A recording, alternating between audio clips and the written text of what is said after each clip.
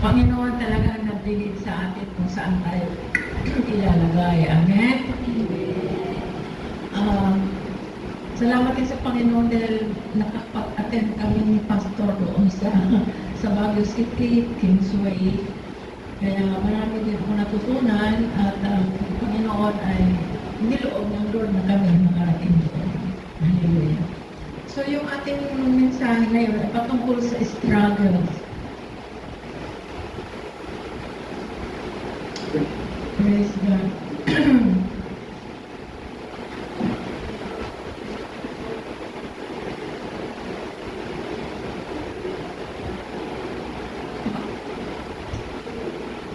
Struggling with sin, no?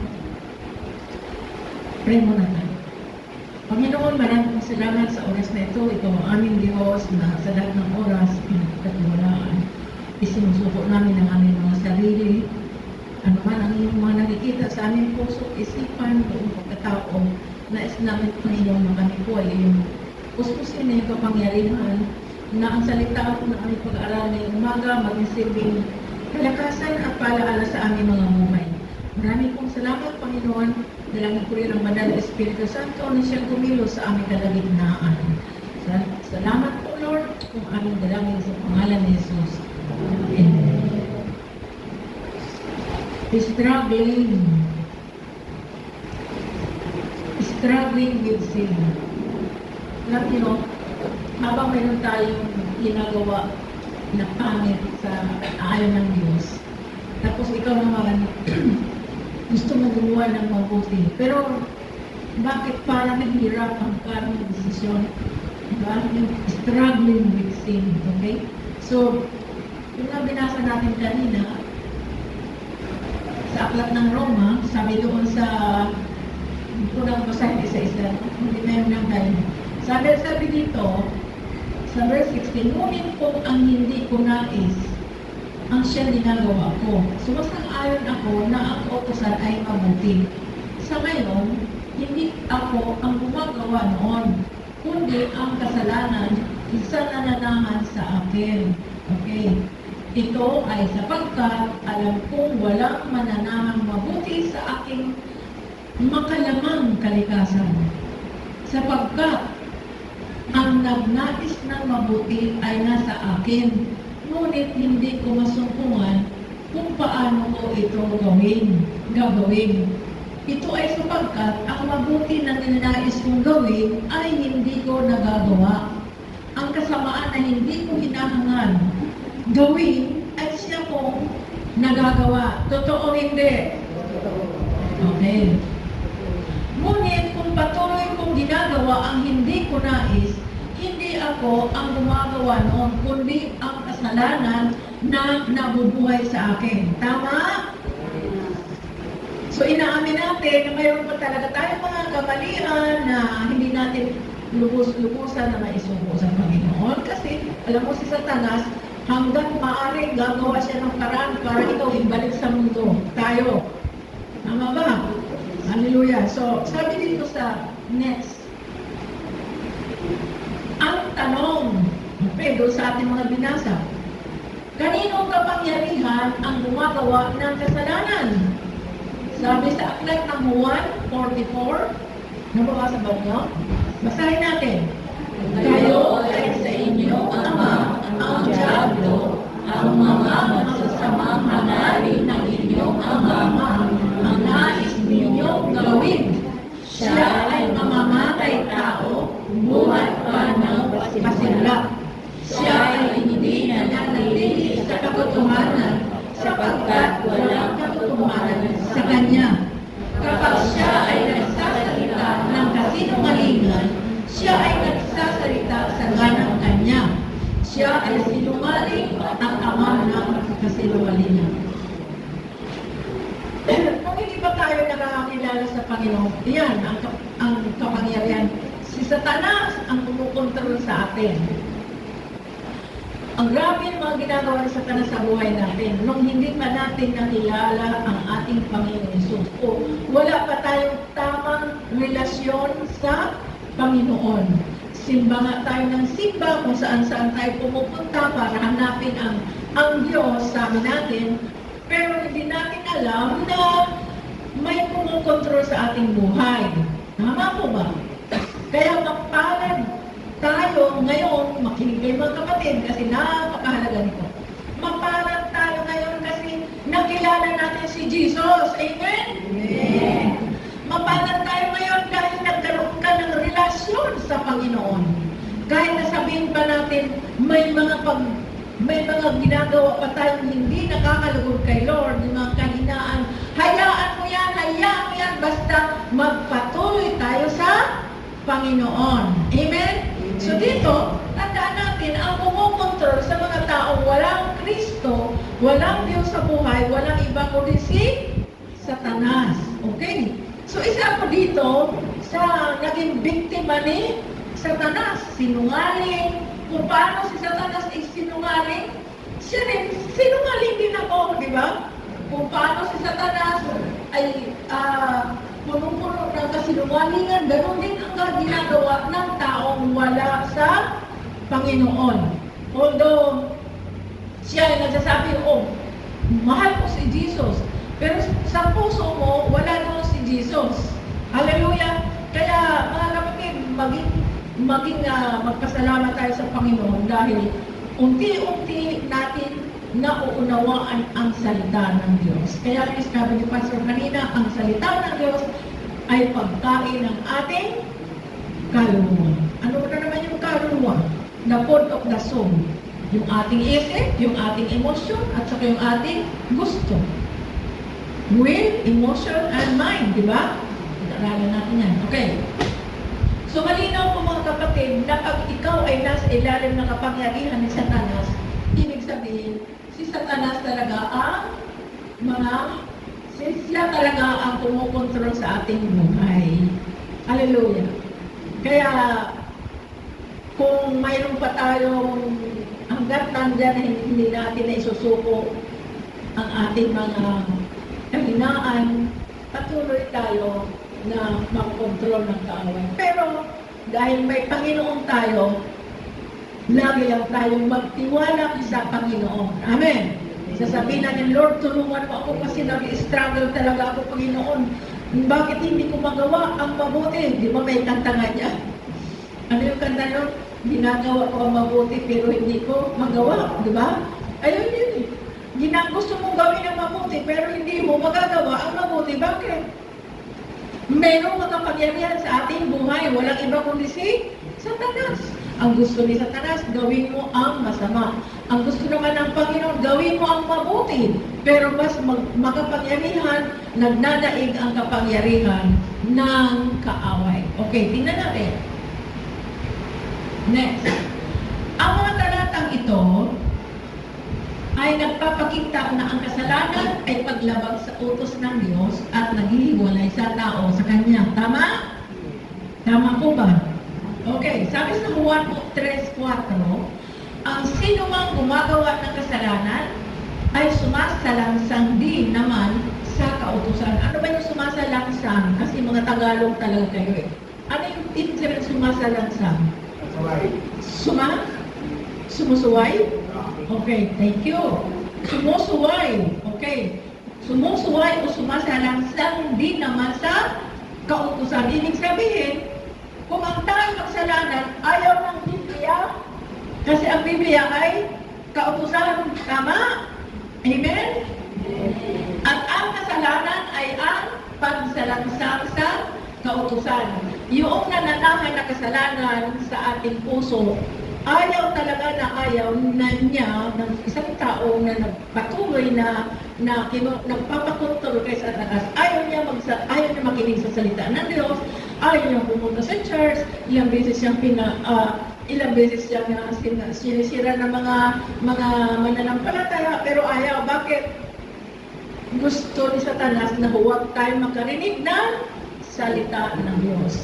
Pero purihin ang Panginoon dahil ang Diyos ang nagdala sa atin at pinagbigyan natin si Lord. Amen! At dahil doon, nagpatuloy tayo, kaya lumalago tayo ng lumalago sa ating pananampalataya. Ano ba sinabi sa Roma 3:23, sapagkat ang lahat ay, so ibig sabihin lahat tayo kasama ako, kasama mga pastor, lahat ay nagkasala. At walang sino mang nakaabot sa kaluwalhatian ng Diyos. Kaya nga mga kapatid, kailangan natin si Kristo. Kailangan natin ang salita ng Diyos. Dahil walang sino man na umabot sa kaluwalhatian ng Diyos. Dahil lahat tayo ay makasalanan. Pero purihin ang Panginoon dahil umabot tayo sa kaluwalhatian ng Diyos dahil sa iyong pananampalataya at pagsunod sa kanyang kalooban. Ito may sinasabi sa awit 5:51 verse 1. Narito ako, ipinanganak sa kasamaan at sa kasalanan, ay ipinaglihi ako ng aking ina. Alright, halimbawa, ako ina, pinaglihi ko ang aking anak, hindi ko pa kilala si Lord. So, ibig sabihin, lahat ng gawa ng Satanas ay, kasi siyempre, kontrolado ako ng kaaway, di ba? So, yun nga nangyari. Sa kasalanan, ako pinaglihi, di ba? Pero, purihin ang Diyos. Yun na nga, purihin ang Diyos dahil binago tayo ng Panginoon. So, yung mga bagay na yan, mga kapatid, ang malinaw na ang gumagawa ng kasalanan ay sumasalangsang o sumusuway sa kautusan. At ang kasalanan ay pagsalangsang sa kautusan. Sapagkat ang lahat na nagkasala at walang sino mang nakaabot sa kaluwalhatian ng Diyos. Narito ako, pinanganak sa kasamaan, sa kasalanan at pinaglihi ako ng aking ina. Okay, next. Verse 21. Nasumpungan ko kung ang isang kautusan sa akin na kapag nais kong patuloy na gumawa ng mabuti, ang kasamaan ay nasa akin.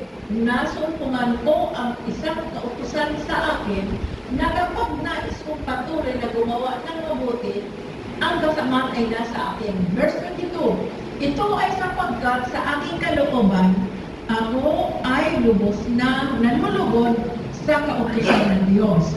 Ngunit nakakakita ako ng ibang kautusan sa mga bahagi ng katawan ko na nakikipaglaban sa kautusan ng aking isipan. Sa ginagawa ko nito, akong bilanggo ng kautusan ng kasalanan na nasa mga bahagi ng katawan ko. Minsan nga, sabi mo kanina doon sa unang mga talata na binasa natin, gusto mo gumawa ng mabuti, pero hindi mo magagawa. So, ngayon, yung sinasabi, ginagawa ko nito bilanggo ng kautusan ng kasalanan na nasa mga bahagi ng katawan ko. So, bilanggo tayo, biktima pa rin tayo ng kasalanan. At sino ang hari ng kasalanan? Si Satanas, siya ang ama ng mga kasalanan. The father of all sin is Satan. And then sa verse 24, ako ay taong abang-abang. Sino ang magliligtas sa akin sa katawang ito na gumagawa ng patungong kamatayan? Siguro marami lang kayo nababalitaan na napakamayayaman. Nasa kanya na ang lahat. Sino ba yung artista na pupunta sa tulay at magpapakamatay, di ba? Nasa kanya ang lahat. Pero wala siyang kasalanan, wala siyang kapayapaan dahil hindi niya alam ang kasalanan ay kumukontrol sa kanyang buhay. Mayroong isang pinakamayaman sa buong mundo. Nasumpungan na lamang siya na nandoon sa isang maliit na kwarto na matay at kinakain na siya ng daga. Imagine, nasa kanya ang lahat-lahat. Pero, kawawa, kaya nga sabi dito, ako, saan ba? Nawala. Okay.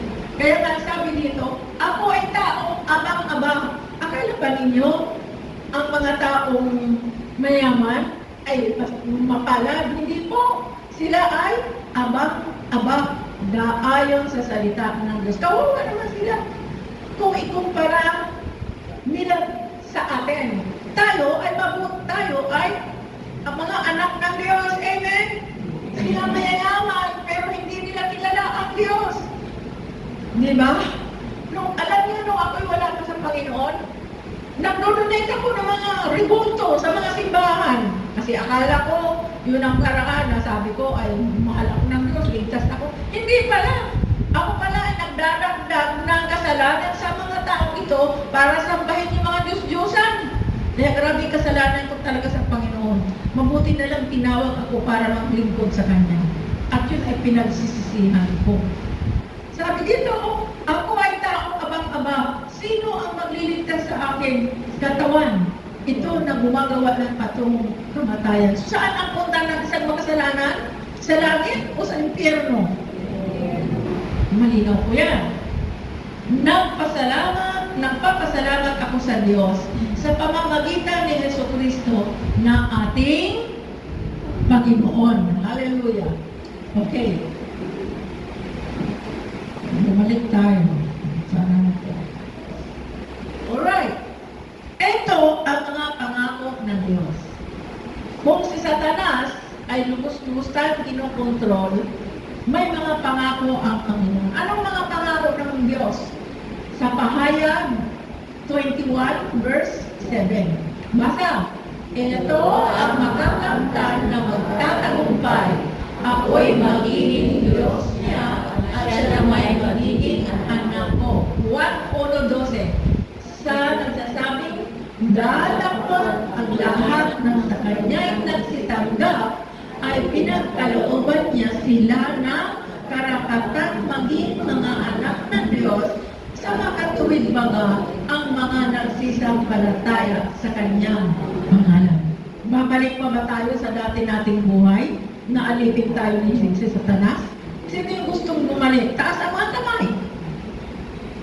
Ang kahirapan ba na dinadanas natin ay maging dahilan para bumalik ka doon sa pag-hold up, kung ano-ano pandaraya at kung ano-ano. Kasi madali gawin ang mga gusto ni Satanas. Kaya naman ang iba napupunta sa bilaguan. Di ba? So, sino gusto bumalik? Siyempre ayaw natin bumalik. Amen? Sa hirap at ginhawa, mga kapatid, magpatuloy na tayo sa Panginoon sa ating pananampalataya. At yung ating pamilya, mga kapatid, ipanalangin natin yan. Kung sumusuway sila sa katutusan o kung inaaway ka ng pamilya mo dahil nandito ka na sa tuwing linggo na sumasamba sa Panginoon, inaaway ka na, sige lang, lumuhod ka, iluhod mo sila, at sa tamang panahon, maririnig ka ng Panginoon. Tama ba? Amen. Hallelujah. Mga tatay dyan, ako'y natutuwa sa inyo. Ayan, mga tatay. Sino mga tatay dito? Taas ang kamay. Oh, wow. Oh, wow, praise God. Dito walang tatay. Mga tatay. Mga nanay, taas po mga kamay. Oh, mga binata, taas ang mga kamay. Oh, ang dalawang kamay pa ha. Binata talaga ito. Okay. Alright. So, iyan po ang pangako ng Panginoon. Ang magtatagumpay ay magiging Diyos niya at siya naman magiging anak ko. Sino may salita nito?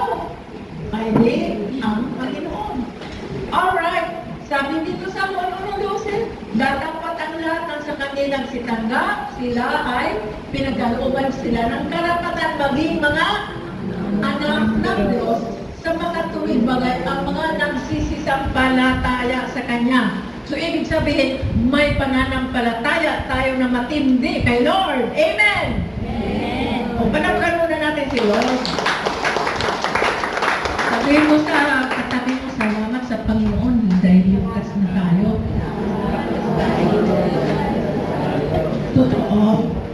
Totoo po yun. Okay. So, malapit na patapos. Next. Sa sunod, sabi dito, sa Pahayag 21, verse 8. Ito. Pahayag 21, verse 8. Basa? Subalit, Para naman sa mga duwag, mga taksil, mga gumagawa ng mga kasuklam-suklam na bagay, mga mamamatay tao, mga nakikiapid, mga mangkukulam, mga sumasamba sa Diyos-Diyosas, at sa lahat ng mga sinungaling, ang magiging bahagi nila ay sa lawa ng nililiyang na apoy at asupre. Ito ang pangalawang kamatayan. oh, di tayo na, di ba nakakatakot yan? Okay. So sabi diyan, subalit para naman sa mga duwag na makinig sa salita ng Diyos. Mga taksil, mga gumagawa ng kasuklam-suklam na bagay, mga mamamatay tao, sino dito ay mga killer? Mga nakikiapit, oy, mga kapatid, tandaan nyo, mayroon na ang ating pastor, lisensya sa pagkakasal. Kaya kung kayo ay hindi pakasal, na nagsasama, huwag na ninyong patagalan. Kasi baka dumating na si Lord, lagot tayo. Ha? O yung gusto magpakasal na sigurado na mag-aasawa na at bubuo ng pamilya, mayroon tayong pastor. Ang ating pastor ay may lisensya na sa pagkakasal. Okay. O palakpakan muna natin. Ayan na. Mga nakikiapid, mga mangkukulam. Sino dito ang dating mga mangkukulam? Na kung magsuot ng belo, nakakita rin, nakasuot ng belo. Talaga grabe. Nakaharap doon sa mga tinutusok-tusok na mga, okay. Mga sumasamba sa Diyos-Diyosan, lahat tayo nangyari yan, diba? Karanasan natin yan. Alam nyo, yung mga Diyos-Diyosan, bumibili pa nga ako ng mga rigoto. Nilapos ko pa yan sa pagtulog dahil akala ko tama yung ginagawa ko. Yung pala lalo kong pinapahamak ang aking sarili. Kaya siguro naawa sa akin ang Panginoon. Kaya ayun nga yung sa Antipolo, natandaan niyo tuwing mahal na araw, na mayroon doon 25 stairs, doon sa may bato. Ay naku mga kapatid, 3 araw niya nilalakad, luhod pagdating sa pangatlong araw, nilagnat ako, nilagnanak tuhod ko sa sugat. Akala ko tama yung ginagawa ko, pero after that, kasi abalo yun. Pagdating ng Mayo, nakilala ko si Lord. Hallelujah! No? April nangyayari sa akin, yung dahil talagang nag-struggle na talaga ako, puno-puno talaga ako ng kasalanan, ng problema. Pagdating ng month of May, nakilala ko si Lord. So yun ang living ng Panginoon. Yun ang right time. Kaya purihin ang Panginoon. So, yun po ang sinasabi ng Biblia. At sa lahat ng mga sinungaling, di ba? Dati huwag mong sabihin na hindi ka nagsisinungaling. Sinungaling tayong lahat. Yung naniningil ng kuryente, bakit nakasiguro kayo? Sabi nung nanay, anak, huwag mo sabihin nandito ako, ha? Kasi agad yung maniningil ng kuryente, ng ilaw. Ay, di ba kasi nungalingan yan? Nag-i-struggle tayo kasi hindi mo alam paano mo sasabihin ko, harapin mo ba o hindi? Okay. Pero huwag naman mga kapatid, tulungan natin maging totoo tayo, makiusap tayo. Sabihin natin kay Lord, araw na ngayon ang aking bayarin. Nagastos ko kasi. Meron ka ng babayad, nagastos ko, kaya nahirapan ka tuloy. Yung para doon. Di ba? Kaya, halimbawa, yung anak ko ay maliit pa. Nakalista na lahat ng aking hinihingi sa Panginoon. Pang-pension, pamasahe, pagkain, pambaon. Nakalista lahat yan sa papel. Ang ginagawa ko, pinakatunga ko ng aking kamay, Lord, ito ang kailangan ko. Ito ang kailangan ko. At nangyayari naman tinutugon ng Panginoon kasi naroon ang aking pananampalataya sa Diyos. Kasi wala naman talaga gumagawa. Lahat tayo wala magagawa kung wala si Lord. So anong ibig sabihin nito? Ang magiging bahagi nila ay sa lawa ng nagliliyab na apoy at asupre. ito ang pangalawang kamatayan. Alam niyo, ang impyerno ay totoo yan. Totoo yan. Mamaya makita niyo. Hindi yan simbolo, kundi totoo lang. Totoo yan. Ang lahat ng namatay na wala kay Lord, doon pupunta. No? Those who die outside the Lord's grace and salvation in Jesus Christ will be condemned to hell. Kaya mapalad tayo mga kapatid. Dahil nakilala natin si Lord. Hindi na tayo pupunta sa impyerno. Kaya ba? Alright. Tingnan natin. Yan ang picture ng impyerno. Kaya si Satanas naghahari-harian. Kaya tingnan mo, siya ang hari talaga ng kasalanan dahil sa impyerno yan. Yan. Ano pa ang sinasabi? Ayan. Baka kamag-anak natin dyan na hindi pa nakakilala kay Lord at namatay, makaisa na dyan na naghihirap. Kaya yan ang impyerno. Pero mayroong clippings ako na sabi kay Pastora, ilagay niya kasi di ako marunong mag-transfer mo. Dito, click lang. Okay. Most people think hell is just fire and brimstone, but Jesus painted a picture so terrifying that even hardened religious leaders trembled when they heard it. Every single day, approximately 150,000 people die worldwide, and according to Jesus' own statistics, the majority are heading to a place of unimaginable torment. But here's what's truly disturbing. Many of these people heading to hell are also those who once sat in church. They listened to the gospel and even heard about Jesus, but had no personal relationship with him to the standard he wanted.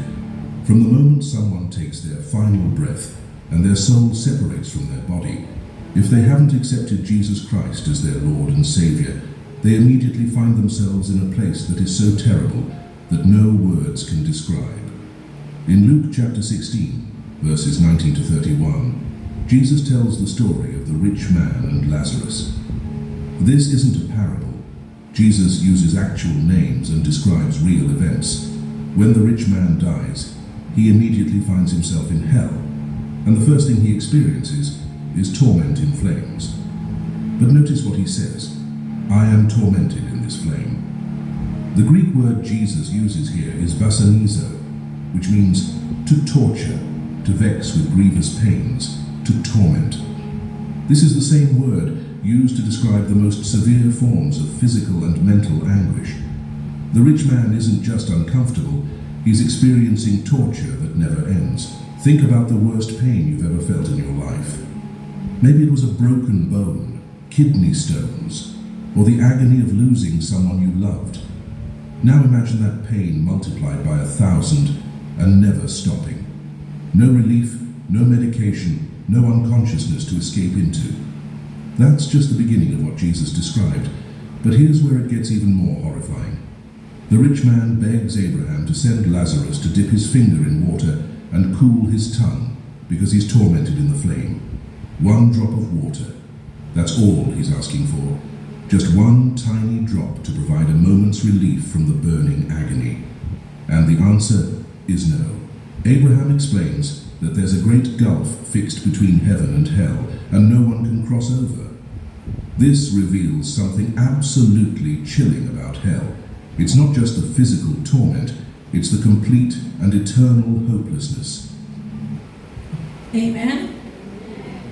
Sa impyerno ay torment. No? Kaya kung gusto niyo pumunta, huwag kayo mag-church. Huwag kayo magbasa ng Bible. Sabihin mo, ay, balik na lang ako sa dati kong ginagawa. Pero isipin niyo, dahil gusto mo pumunta doon sa hell, yun. Pero kung gusto mo pumunta sa langit, maging masigasig tayo sa pagbabasa ng Biblia, maging masigasig tayo sa paggawa ng pagsunod sa kalooban ng Diyos. Yung mga ginagawa nyo, tinatrabaho nyo, samahan ninyo ng panalangin at pasasalamat sa Diyos na lagi tayong tulungan ng Panginoon. Amen? Amen. So ngayon, ayaw nating pumunta ng impyerno dahil walang katapusan na naglalagablab na apoy. Tandaan natin, ang gumagawa ng ganito ay patuno. Pero ang gumagawa, sumasampalataya at tinanggap si Jesus at kabahagi ng kanyang pamilya, tayo yun. Kaya magpasalamat tayo sa ating Panginoon. Hallelujah! So, pwede ba tayo lumukod sandali? Habang lumukod ka, pwede mo sabihin sa sarili mo, Panginoon, tawarin mo ako. Sige, in 3 seconds. Humingi ka ng tawad kung mayroon tayong nagawang mali. Hallelujah. Narinig ka ng Panginoon. Hingin natin ang kapatawaran, mga pagkukulang natin sa Panginoon. Thank you, Jesus. Hallelujah. Humingi ka, Panginoon, pagkukulang, pamahalan. Thank you, Jesus. Hallelujah. Lord, patawarin mo kami, Panginoon. Kami ay nagkakamali, kasalanan, nagkakasala sa isip sa salita. Lord, forgive us and give us right direction in our lives, Lord, sa amin. Hallelujah. Amen? Malapakan natin ang Panginoon. Panginoon, maraming po salamat sa umagang ito na nawa. Ito ay nakdulot sa amin. Nagkaroon ng bahagi sa iyong salita, ang bawat isa sa amin, Panginoon, na nawa ito ay nagpapalaala sa amin, Lord. Itong mga mensahe ito at higit doon sa lahat doon sa impero na kung saan yung sinasabi ng Panginoon Jesus. Pagpalain mo kami lahat, Panginoon, maging ang aming mga pamilya na hindi pa lulubusan na nakakilala sa iyo. Lord, ang dalangin na sila man ay makakilala sa iyo. Salamat po, Panginoon, kung aming dalangin sa pangalan ni Jesus. Amen. Palakpak tayo, Lord.